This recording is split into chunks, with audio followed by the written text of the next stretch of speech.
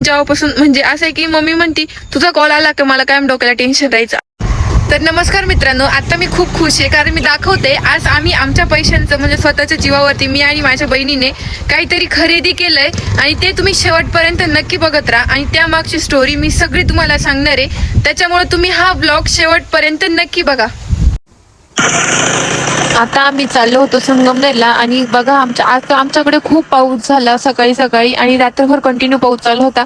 म्हणून बघा या रस्त्याला कसं पाणी साचलं होतं, पूर्ण चिखल झाला होता, डायरेक्ट पाण्याचे डोह साचले होते.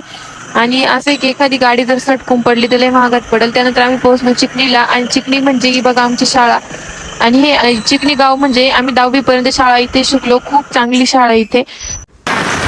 त्याच्यानंतर माझ्या भावासोबत मी चालले होते संगमनेरला कारण आम्हाला काही वस्तू घ्यायची होती. आणि बघा हे संगमनेर कॉलेज आहे, या संगमनेर कॉलेज सोबत खूप आठवणी जोडलेल्या आहे. संगमनेर कॉलेजला खूप विचित्र दिवस आम्ही काढले. म्हणजे कसं व्हायचं, दिवसभर प्रॅक्टिकल राहायचं आणि प्रॅक्टिकल झाल्यानंतर आम्ही अपडाऊन करायचो, बसनी जायचो यायचो. ते 5 वाजता सुटायचं, मग ते बस कधी भेटणार काय कधी होणार, आमची खूप हाल व्हायची जीवाला. मग एकदा असं झालं कधी 2 वर्ष कंप्लीट होता आणि कधी आम्ही हे कॉलेज सोडून जातो. त्यानंतर आम्ही पोहोचलो होतो जी वस्तू घ्यायची त्या ठिकाणी. म्हणजे बघा आम्ही फर्निचरमध्ये पोहोचलो होतो आणि शेवटी मला एक फ्रीज खूप आवडलं होतं आणि आमच्या घरात ते फ्रीज घ्यायचं होतं. बघा हेच ते फ्रीज आहे. मग काय आवडलं म्हणून घेऊन टाकलं कारण आमच्या घरात फ्रीज नव्हतं. तर आता आम्ही फ्रीजचं बिल केलं आणि मी जास्त बोलले नाही कारण माझा घसा दुखतोय, असं वाटतंय ताप आल्यासारखं. पण फक्त व्हिडिओसाठी आले इथपर्यंत कारण हे आम्ही आमच्या पैशांनी घेतो. बघा आत्ताच बिल वगैरे केलंय. मी व्हॉइस ओव्हर करेल, तुम्ही माझ्यासाठी ऍडजस्ट करून घ्या कारण मी व्हॉइस ओव्हरच करणार आहे आता. थोडासा माझी गाडीवरती येऊन बोलण्याची कॅपॅसिटी म्हणजे आपल्या पैशांनी घेण्याची मजाच काहीतरी वेगळी असते. म्हणजे आपण एवढं कष्ट करून घेतलेली वस्तू बघा कशी आता आपल्या घरी चालली आहे. म्हणजे माझ्या पप्पांनी त्यांनी ती गाडीत टाकले फ्रीज आणि आता ते बांधताय आणि आता ती घरी चालवली. आणि आता हे तेच दुसऱ्या ठिकाणी जिथे आम्हाला दुसरी वस्तू घ्यायची. म्हणजे आता आम्हाला आमचं कपाट घ्यायचं. आमच्या घरात कपाट नव्हतं, कपडे ठेवायला जागा नव्हती. म्हणून मी आणि माझ्या बहिणीने असा विचार केला की आपल्याला पैसे मिळत आहे तर किती दिवस आपण दुसऱ्याच्या पैशावरती जगायचं. म्हणून मग एक वस्तू तिने घेतली, एक वस्तू मी घेतली आणि आमच्या घरात आम्ही दोघींनी फ्रीज आणि कपाट आणलं. आता मी पोहोचली आधी गाडी घेऊन, नंतर माझे पप्पा ते मागून मोठी गाडी घेऊन येत आहे. तर आता येतीलच ते, तोपर्यंत तुम्ही हा व्लॉग शेवटपर्यंत नक्की बघत राहा. इथं पाऊस पण सुरू झालाय, तुम्हाला लय पाऊस सुरू झाला आणि सर्दी झाली घसा दुखतो. त्याच्यामुळे मी आता आतमध्ये जाते कुठं तरी भरायला.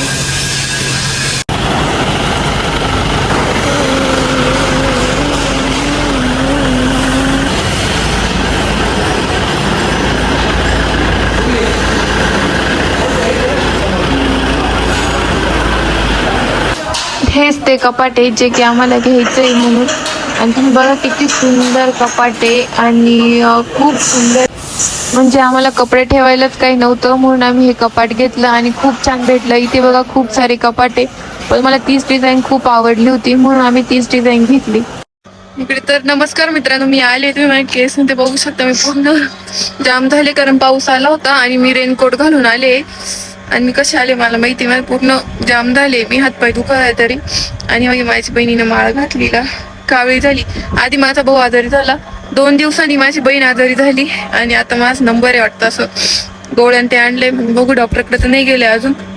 बाकी तुम्ही व्हिडिओ शेवटपर्यंत बघा, मी तुम्हाला सगळं सांगणार आहे, सगळं एक्सप्लेन करणार आहे. आज काहीच बोर नाही, जी रिअल स्टोरी ते सांगणार आहे. त्याच्यामुळे हा व्हिडिओ तुम्ही शेवटपर्यंत नक्की बघा.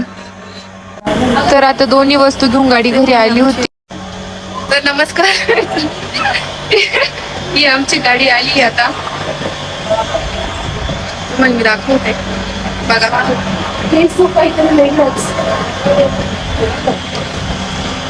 हे तुम्हाला फक्त गाडी नाही, याच्यात आमची मेहनत आहे. एवढं आमची गाडी आली आणि तुम्हाला दाखवतो आणि मग आपण पुढं नंतर बोलू. भाऊ खूप खुश आहे कारण तो झोपेतच म्हणत होता की फ्रीज घेऊन ये. मग आम्ही त्याचं बोलणं मनावर घेतलं आणि फ्रीज घेऊन आलो. तर हा आमचा भाऊ आहे, शाळेतून आलाय आता हा आणि आम्ही फ्रीज सोडून राहिलो. फ्रीज आणि कपाट. तर मी तुम्हाला आता पूर्ण आमचं कपाट आणि ते दाखवते. बघा गाडी आली आहे. आम्ही सकाळी गेलो होतो संगमनेरला हे सगळं आणायला. नीट धर, बाळे धरू लाग. काचे पुढून. आणि तुम्हाला हे जरी व्हिडिओमध्ये फक्त कपाट दिसत असलं तरी याच्या मागे आमची खूप जास्त मेहनत आहे. आणि त्यानंतर आता फ्रीज उतरवत होते, कपाट उतरवलं होतं. हे बघा किती सुंदर कपाट आहे. आणि माझी बहीण पण खूप खुश होती कारण आम्ही दोघींनी मेहनत करून पैसे कमवून एवढं कपाट घेतलं होतं. त्यानंतर हे कपाट घरात आणलं कारण बेडरूम मध्ये न्यायचं होतं. पहिल्यांदा हॉलमध्ये ठेवलं, मग फ्रीज उतरवलं, मग दोन्ही सोबत न्यायचं होतं. पण हे कपाट खूप मोठं होतं, याचं टेन्शन आलं होतं ते जातं की नाही रूम मध्ये. कपाट लागत नव्हतं तरी आम्ही बळा लावलंय कसं तरी. बघा हॉलमध्येच ठेवले कारण रूम मध्ये ते नाही, त्याला लई माणसं लागते रूम मध्ये न्यायला कारण खूप मोठं आहे ते. तर आता इथे आम्ही कपाट लावले आणि ते फ्रीज ठेवले आणि हे फ्रीज आता अनबॉक्सिंग करून ते आम्हाला आता बेडरूम मध्ये न्यायचे. आणि माझी बहीण बघा काय करतीये, कपाट बघतीये. त्यानंतर माझ्या बहिणीने आणि मी मिळून त्या आमच्या फ्रीजची अनबॉक्सिंग केली कारण शेवटी आमच्या दोघींची मेहनत होती त्या फ्रीजमध्ये. आम्ही दोघींनी खूप जीव काढून खूप स्वप्न बघून ते फ्रीज घेतलं होतं. आमची खूप इच्छा होती की बाकीच्यांकडे पण फ्रीज आहे, आमच्याकडे पण राहिलं पाहिजे कारण आमचा भाजीपाला पण असाच सडायचा, असाच पडून राहायचा. पण आम्हाला फ्रीज नव्हतं ते ठेवण्यासाठी. शेवटी आज आम्ही आमच्या कष्टाने आमचं स्वप्न पूर्ण केलं होतं. तुम्हाला दिसायला छोटीशी वस्तू दिसत असेल पण आम्हाला माहिती आहे आम्ही किती जीवाचा प्रयत्न करून घेतलेली वस्तू आहे. हा ना, तरी माझी बहीण आता हे काढताय ते लावून देऊ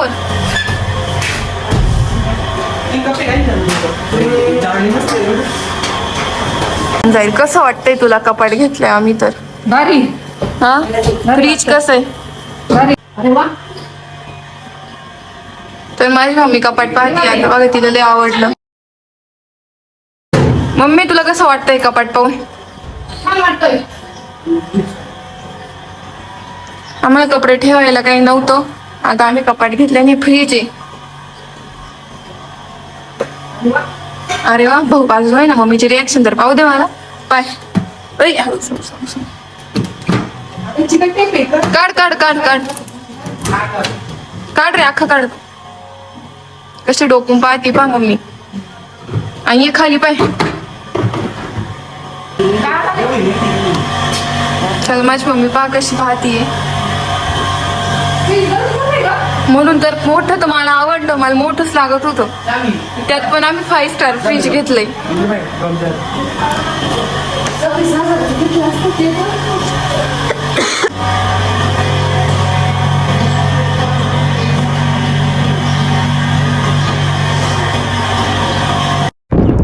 तर नमस्कार मित्रांनो, मी ही माझी बहीण मानसी आणि मी साक्षी. तर आजचा आमचा ब्लॉग एकच असणार आहे कारण आज आमच्यासाठी खूप खास दिवस आहे. खास म्हणजे असं आहे की आमच्या घरात फ्रीज पण नव्हतं. आम्ही इतके दिवस बिना फ्रीजचं आणि बिना कपडे ठेवायला कपाटाचं राहत होतो कारण आम्हाला माहिती आहे आम्ही आमचे कपडे कसे ठेवत होतो. फक्त 2 खुर्च्या होत्या आमच्याकडं आणि बाकी आम्ही अशीच बॅगेत कपडे भरून ठेवायचो. आधी होते आमच्याकडं पण आता नाही, ते सगळं जुनं होऊन गेलं. त्याच्यामुळं आमच्याकडे ठेवायला काहीच नव्हतं. ते भरपूर वर्षाचं होतं, त्याच्यामुळे ते कपाट वगैरे सगळं खराब होऊन गेलं. आणि त्यानंतर मग असं होतं की माझी कॉलेजची फी 1 लाख वेगळी, माझ्या बहिणीची फी वेगळी, माझ्या भावाची फी वेगळी. आणि मग माझे एक पप्पा कोणाचं करणार, ते माझी फी भरणार, माझ्या बहिणीची भरणार की माझ्या भावाची भरणार. आणि माझी 1 लाख किती 8 महिन्याला भरायला लागायचे 1 लाख. आणि त्यात 8 महिन्यात तेवढं उत्पन्न पण नव्हतं, म्हणजे 6 महिन्याला 8 महिन्याला 1 लाख भरायला लागायचे. त्यात माझा इतर खर्च तर वेगळाच होता. मी कधीच जास्त खर्च नाही केला कारण मला जाणीव आहे पैशाची. त्याच्यामुळं मी जास्त वाढव काहीच खर्च केला नाही, लिमिट मध्ये केला एकदम. आणि तरी पण आमच्याकडं इतके पैसे पुरतच नव्हते कारण शेतकऱ्याची अशी हाल होती ना की कशातूनच उत्पन्न निघत नव्हतं. म्हणजे अशी कोणतीच गोष्ट नव्हती तेव्हा. आता एवढ्या 2-3 वर्षात की ज्यातून शेतकऱ्याला खूप पैसे होईल म्हणून आता या वेळेस भाजीला भाव भेटला. बाकी इथून मागं कशालाच भाव नव्हता, त्याच्यामुळे पूर्ण शेतकरी पाण्यात होता. मग माझ्या पप्पांचं पण असंच झालं होतं. म्हणजे पैसे मागायचे तरी कसे आपण, असा प्रश्न पडायचा. प्रत्येकाला अशी लाज वाटायची आम्हालाच की मी तर हॉस्टेलला राहायचे, मला असं वाटायचं मी कसे पैसे मागू, काय मागू. मग असंच एक दिवस आम्ही सोशल मीडियाचा विचार केला आणि तो विचार कसा आला, काय आला, कुठून आला, कोणी सांगितलं ते एक दिवस मी नक्की सांगेल वेळ आल्यावरती. आणि मग असं सोशल मीडियामधून आम्ही थोडेफार पैसे कमवले आणि त्यानंतर असं वाटलं की नाही आता आपण घराची गरज आहे ती पूर्ण केली पाहिजे. म्हणून जे घरात पसारा दिसतो रूम मध्ये सगळे आमचे कपडे त्या खुर्चीवरती पडेल राहायचे. ते लय अवघड अवस्था होती. म्हणजे जसं बाहेरून दिसतं ना तसं आतून अजिबात नाही राहते. म्हणून ते सगळं बंगला तर लय मोठा दिसतो पण जसं दिसतं तसं नसतं, म्हणजे आतली परिस्थिती पूर्ण वेगळी राहते. तर ज्याचं त्याचं ज्याला त्याला माहित राहतं. म्हणून आम्ही सगळा विचार करून माझ्या बहिणी आम्ही ठरवलं, माझी बहीण एक वस्तू घेणार आणि मी एक वस्तू घेणार. मग आम्ही सेम प्राइसच्या 2 वस्तू घेतल्या. म्हणजे कपाटाची प्राइस थोडी जास्त आहे आणि फ्रीजची थोडीशी त्याच लेवलची, एकच लेवलची दोन्ही, पण फक्त 1-2 हजार मध्ये फरक असत. त्याच्यामुळे मी फ्रीज घेतलं, इनी कपाट घेतलं आणि मी फ्रीज घेतलं, मी कपाट घेतलं, फ्रीज घेतलं. काय एकच झालं. आम्ही एक वस्तू अशी घेतली आणि एक वस्तू घेऊन आता आम्ही ती घरात लावली आहे. तर मी आमच्या घरच्यांच्या सगळ्या रिॲक्शन तुम्हाला मी दाखवणार या व्हिडिओ मध्ये. तुम्ही सगळं बघत राहा. म्हणजे मी जेव्हा गेले ना संगमनेरला, माझी पूर्ण कंडिशन अशी होती की मी बोलू शकत, मला पूर्ण घसा बसला होता. मी आता गोळी घेतली सकाळपासून आणि आता संध्याकाळी व्हिडिओ काढायला लागले, कारण आता थोडं बरं वाटलंय. पूर्ण मी जाम झाले होते, म्हणून मला तिथं काही बोलता नाही आलं जास्त काही. मला जेवढं बोलता येईल जेवढं व्हिडिओ काढता येईल मी सगळे काढले. त्याच्यामुळे तुम्ही हे आमची व्हिडिओ शेवटपर्यंत नक्की बघा आणि तुम्हाला काय वाटतं ते कॉमेंट करून नक्की सांगा. आणि हो, म्हणजे मला काही मी असे व्हिडिओ काढले त्याचे मला व्हॉइस ओव्हर करायचं नव्हता, पण माझी सगळी कंडिशन खूप बेकार होती म्हणून मी बोलू नाही शकले. म्हणून मी थोडंसं ऍडजस्ट करण्यासाठी व्हॉइस ओव्हर करते. आणि तुम्ही प्लीज नक्की लाईक करा, शेअर करा आणि कॉमेंट नक्की करा. आणि मी व्हॉइस ओव्हर करेन. तुम्हाला माझा आजचा ब्लॉग कसा वाटला ते कॉमेंट करून नक्की सांगा. त्यात मी माझ्या मम्मीची पण रिॲक्शन केली आहे. मी तुम्हाला रिॲक्शन दाखवते, व्हिडिओ शूट केलाय असं म्हणायचं मला. मी ती रिॲक्शन पण दाखवते तुम्हाला. आणि हा सगळ्यात जास्त आनंद झाला असा तो आमच्या मम्मीलाच झालाय, कारण आमचे कपडे ठेवायला पण जागा नव्हती. आणि आज आम्ही ज्या गोष्टी करतोय, जे लोक आम्हाला रील मुळे बोलायचे, आज सगळ्यांचे तोंड बंद आहे. आता कोणीच बोलत नाही. आधी लय बोलायचे, आमच्या पप्पांना पण कॉल करून सांगायचे, पण आता कोणाची 1 मिनिट सुद्धा हिंमत होत नाही की आमच्या घरी कॉल करून सांगायचं आम्ही असे व्हिडिओ करतो. तसे आम्ही जे होईल आमच्याकडून, जी गोष्ट चांगली होईल आम्ही तीच चांगली गोष्ट करतो आणि तीच चांगली गोष्ट सांगण्याचा प्रयत्न करतो.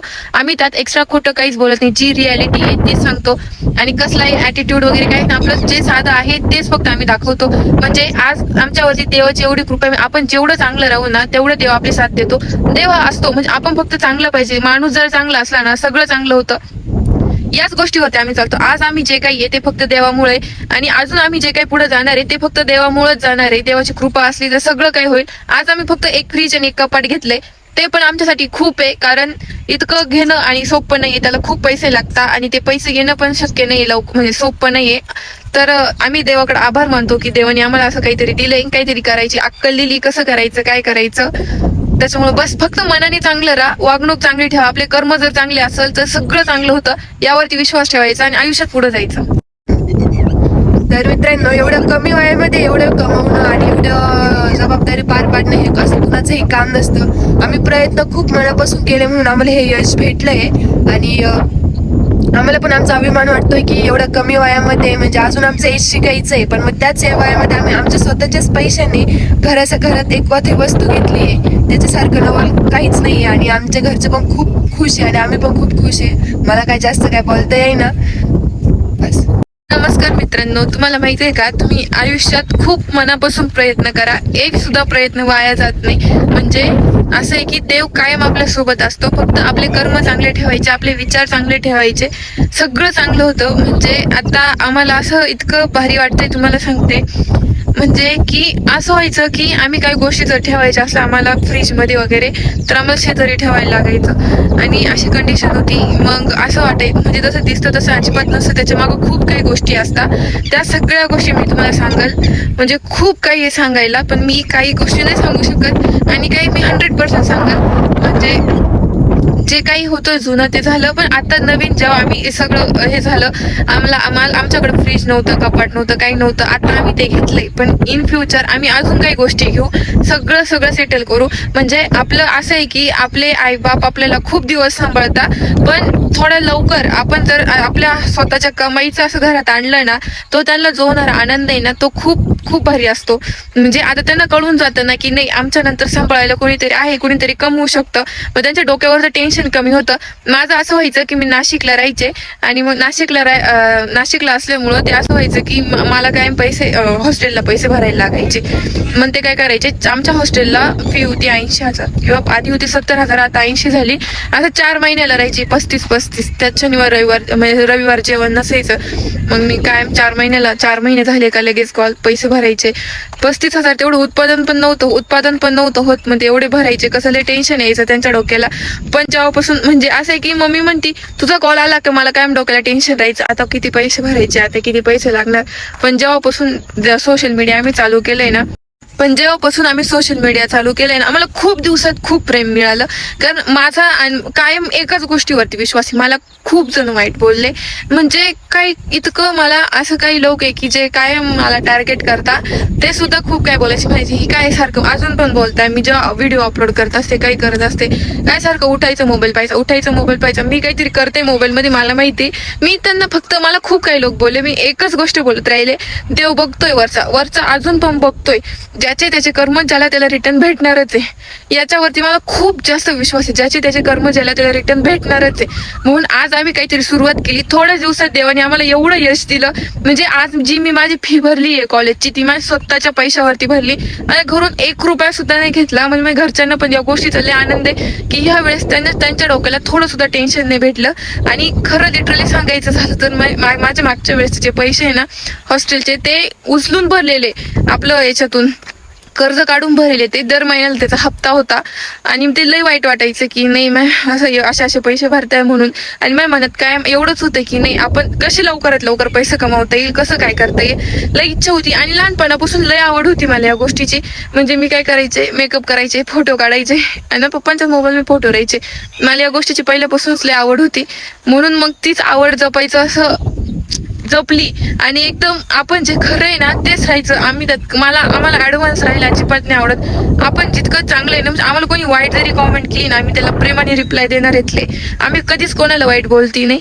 म्हणजे समोरचं जरी वाईट बोलला तरी आम्ही त्या व्यक्तीला प्रेमानेच सांगतो. आपलं मन जर चांगलं असेल ना, देव आपल्यासोबत नक्की चांगलं करतो.